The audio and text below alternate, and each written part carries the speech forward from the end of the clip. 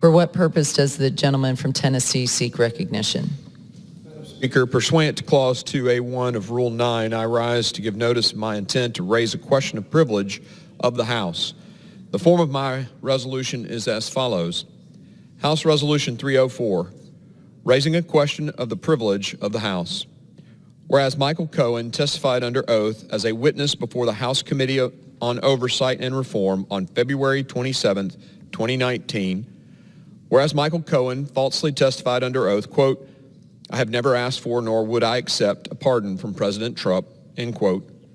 Whereas in truth and fact, attorney for Michael Cohen, Lanny Davis, admitted on March 6, 2019 that Cohen, quote, directed his attorney to explore possibilities of a pardon at one point with Donald J. Trump, lawyer Rudy Giuliani, as well as other lawyers advising President Trump, end quote.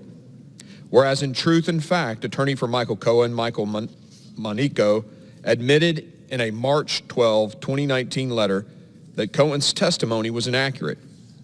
Whereas in truth and fact, the ex post representation by Cohen's attorney does not annul Cohen's intentionally false and misleading testimony. Whereas in truth and fact, Cohen's testimony under oath was delivered in the context of apologizing for all his criminal activities. Whereas in truth and fact, Cohen's denial of ever seeking a pardon contains no qualifiers about the context of his statement.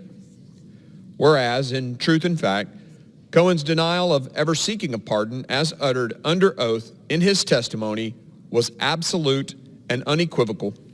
Whereas, in truth and fact, Cohen testified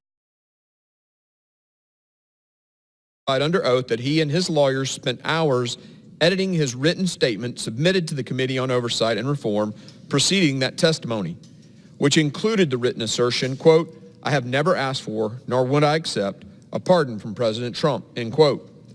Whereas in truth and fact, Cohen's denial in his written statement of never asking for a presidential pardon was an unqualified assertion.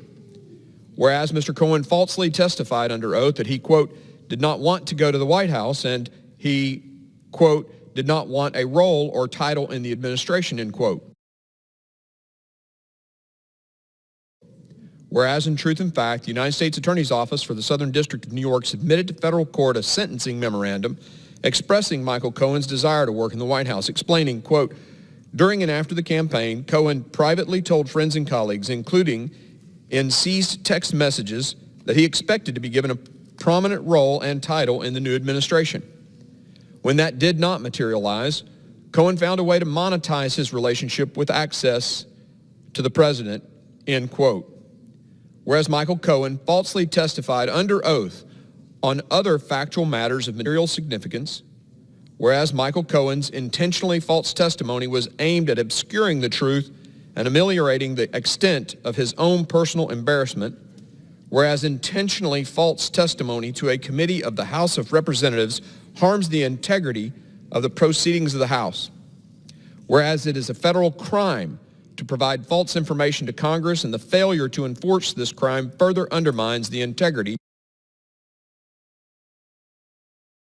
of the House, and whereas it is the judgment of the House of Representatives that providing a copy of the official transcript of the hearing of the Committee on Oversight and Reform on February 27, 2019 to the Department of Justice would aid the Attorney General's consideration of investigation and potential prosecution of Michael Cohen's criminal conduct.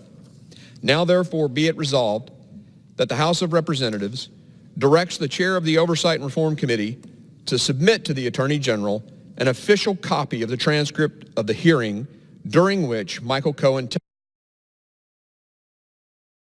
testified under oath, February 27, 2019. Thank you, Madam Speaker. Under Rule 9, a resolution offered from the floor by a member other than the majority leader or the minority leader as a question of the privileges of the House has immediate preference only at a time designated by the chair within 2 legislative days after the resolution is properly noticed. Pending that designation, the form of the resolution noticed by the gentleman from Tennessee will appear in the record at this point. The chair will not at this point determine determine whether the resolution constitutes a question of privilege.